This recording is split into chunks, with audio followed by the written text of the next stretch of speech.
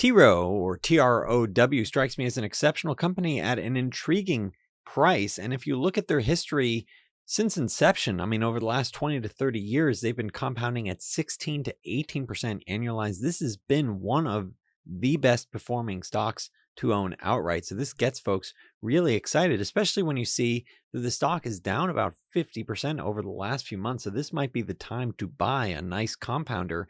And then you look at their underlying metrics, you see like a 9 times earnings multiple, you see a 4% dividend. A lot of value investors licking their chops saying, wow, this might be the time to buy.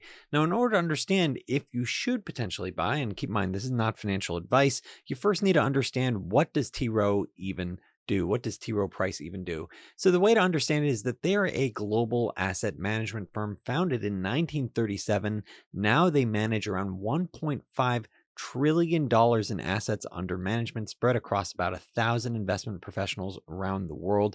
They operate around the world, a lot of different financial products that they now sell. And you can see about 2/3 of their assets under management, about $1 trillion, a little under 1 trillion, is in various different equity products, global, US, Europe, Asia Pacific. And they've also spread out, offering other products like fixed income, multi-asset products, as well as private market products, starting to look at more interesting credit driven products. And so this is, in part driven by acquisitions. They recently acquired a company called Oak Hill to expand their product offering, historically very equity or stock concentrated, but now expanding into other categories as well to help drive their growth.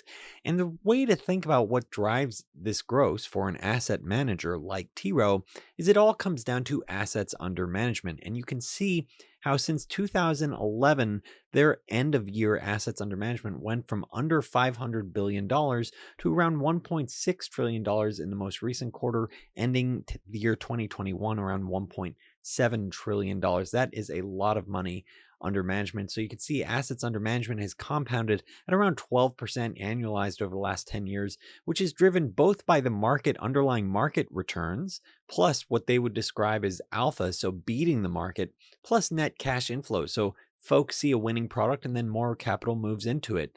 And so when you think about this business model, they charge fees based on that underlying assets under management. And you can see in the most recent year, they generate around $7 billion in investment advisory fees. That was the vast majority of their revenue. Their total revenue was around $7.7 billion each year, going up along with their higher assets under management. And they spend about 30 to 40% on compensation. So effectively paying the people that research the products and, ultimately that drive that value creation. So if you're spending 30 to 40 cents of every dollar earned, effectively compensating the folks, the talent that creates this, that does leave room for very juicy profit margins. And that's what you've historically seen, where you can see historic profit margins have ranged from, let's say, a low of 35% when assets are quickly leaving to a high of 50, around a little under 50%.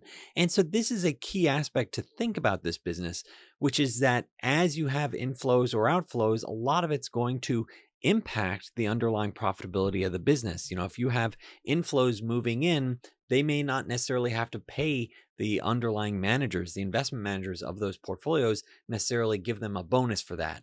And so that's how you're able to, leverage your operating profit. Whereas if all of a sudden there's outflows significantly, the compensation might not move in lockstep. So your profit margins will start stepping down significantly. And that's historically what you've seen. And that's why you see this wide range in profitability from around 35% to around, a little under 50%. So it will be volatile. And this is one of these industries where as things get worse, their results get even worse. So, if things gets worse, their loss accelerates, or their decline accelerates. And that is partly what makes a business like T. Rowe a little scary to own at times, but it really is like a leverage play on the market.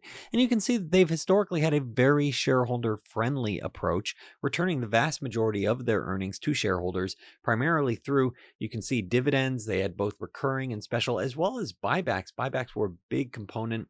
Over the last 10 years, you had about 14 billion in total capital returned to shareholders, 15 billion, about 7 billion returned through share repurchases, and then about a little under 8 billion through dividends. So the vast majority of their earnings, 100% plus of their earnings, getting returned back to shareholders. And you can see not only is this a very lucrative business, which is what I like to see, but this is a business that has a very strong balance sheet. You can see that they have $3.6 billion in capital on their balance sheet that effectively shareholders own. That's the equivalent of $16 per share in investments that is owned by the underlying shareholders. That is what I like to see, a very clean balance sheet.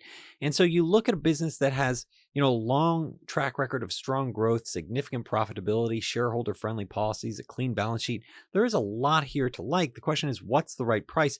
If you're looking for compelling investment ideas or you want to take charge of your investment journey, check out unrivaledinvesting.com. That's it for the plug. Thank you to all the Unrivaled Investing subscribers that keep this channel going.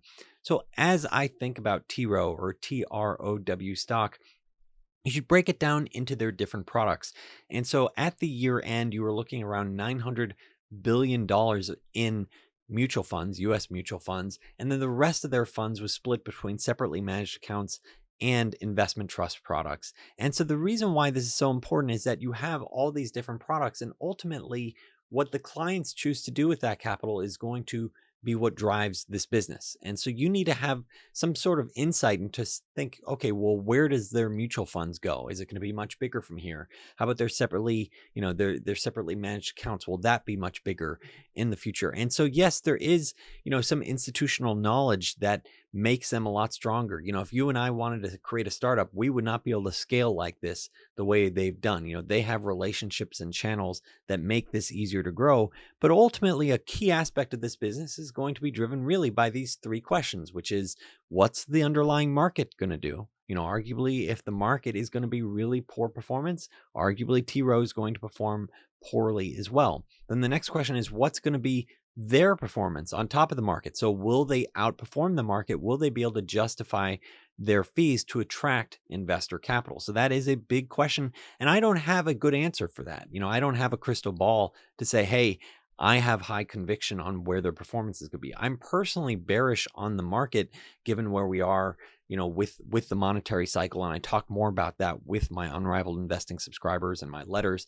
But the question is also, so where's the market going to go? And I'm not super excited there. What's their performance going to look like? And there's a good chance that their performance can lag during this period.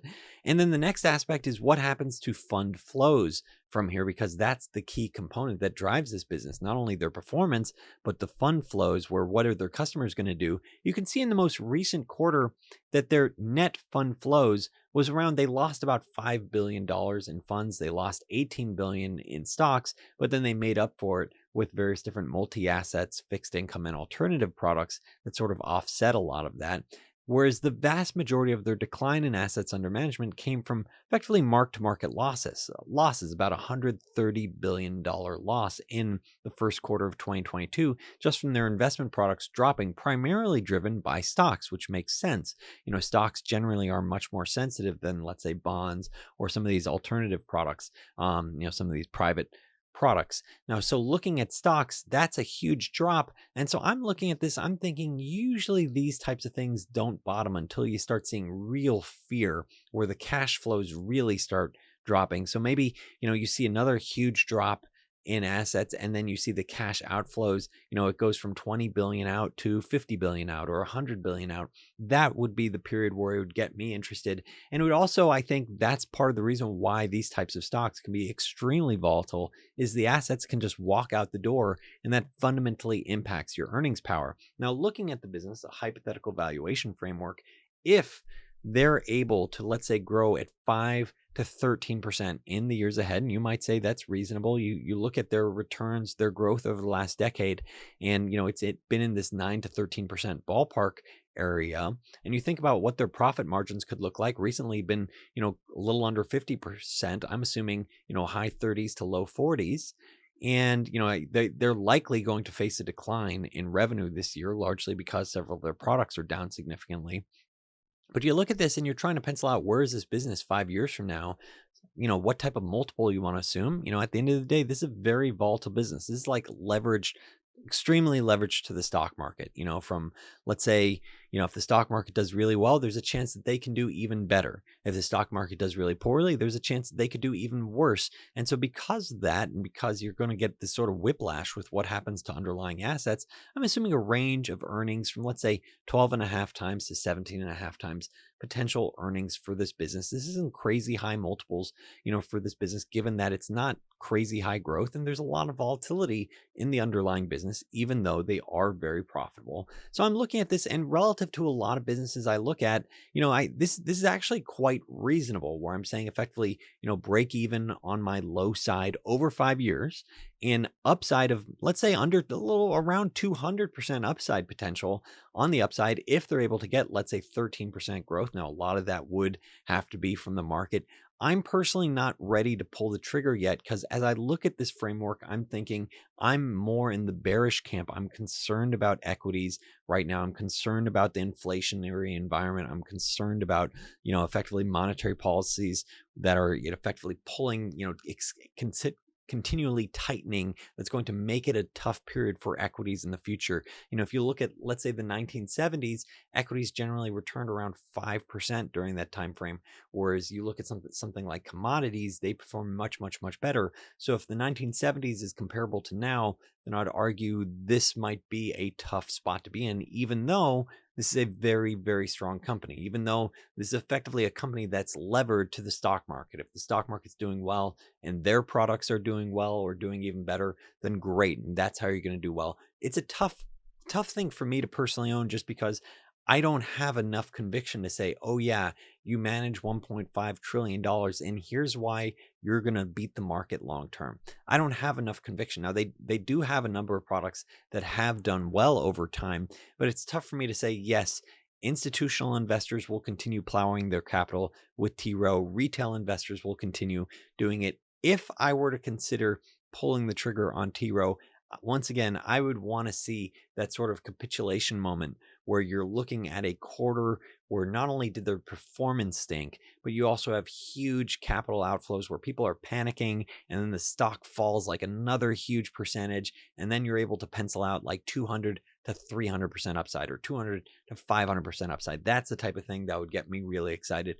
That said, once again, this is better framework than a lot of different companies that I've penciled out. I think it'll be extremely volatile ride. It'll be extremely tied to how does the stock market perform, in any given period. This is a great company, but it is tied to the markets. So that is worth understanding. I like their profitability. I like their clean balance sheet. I like the fact that this has been an exceptional performer over long terms. Generally finding exceptional performers that have gone up 100x since they've effectively gone public, that generally, when you have these huge 50% sell-offs, that's generally time to buy. So I am looking at it through this lens saying, yeah, there is this sort of attractive potential upside of maybe 200% if they're able to grow at, let's say, 13% annualized, let's say over the next 5 years. But there's a good chance that doesn't happen. And that's part of the reason why I haven't pulled the trigger. I would rather wait for a scenario where I can use even more, let's say, conservative assumptions and get even more upside. That's personally what I want to look for my own personal investment journey. And I call out the stocks that I am interested in, the things I am buying at unrivaledinvesting.com. If you enjoyed this video, please make a point of hitting that thumbs up and hit that like button. Thank you so much for watching Unrivaled Investing.